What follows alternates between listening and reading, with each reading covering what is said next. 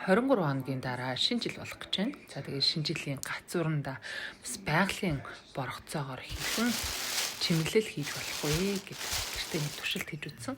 За дээр уулан талхаж байхдаа боргоцоонууд түүсэн байгаа. За тэгээд тэрхүү боргоцоонуудаа жоохон өөлж янзлаад чимэглэл хийхэд бэлдсэн байгаа.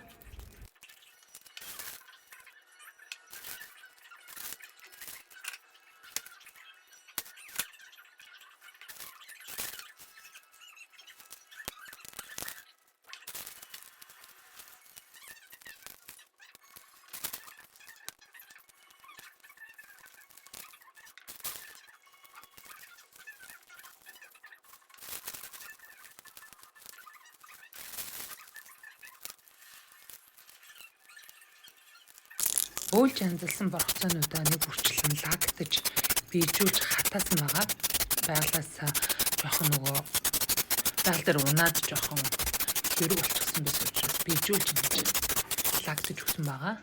За түүний дараагаар боргоцоонуудаа хэмжээгээр нь ойролцоо хэмжээтэйгээр нь одоо нэг дугуй хэлбэртэй болгохын тулд хооронд нь ялгаад тэгээд төмөр сатуркаар хооронд нь тойрог хэлбэрээр хэлхэж өгсөн байгаа.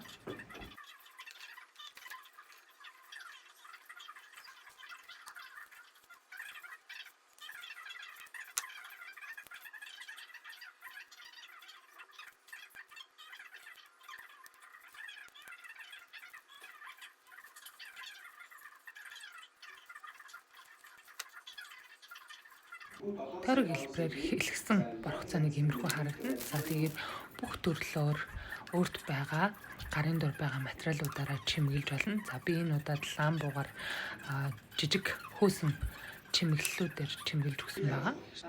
За ингээд энэ мэтчлэн өөрт байгаа материалуудаараа чимэглээд юм хөрхөн гацуурын чимэглэл бэлэн болсон байгаа. Тэгээд хид хидийг хийж амжсан.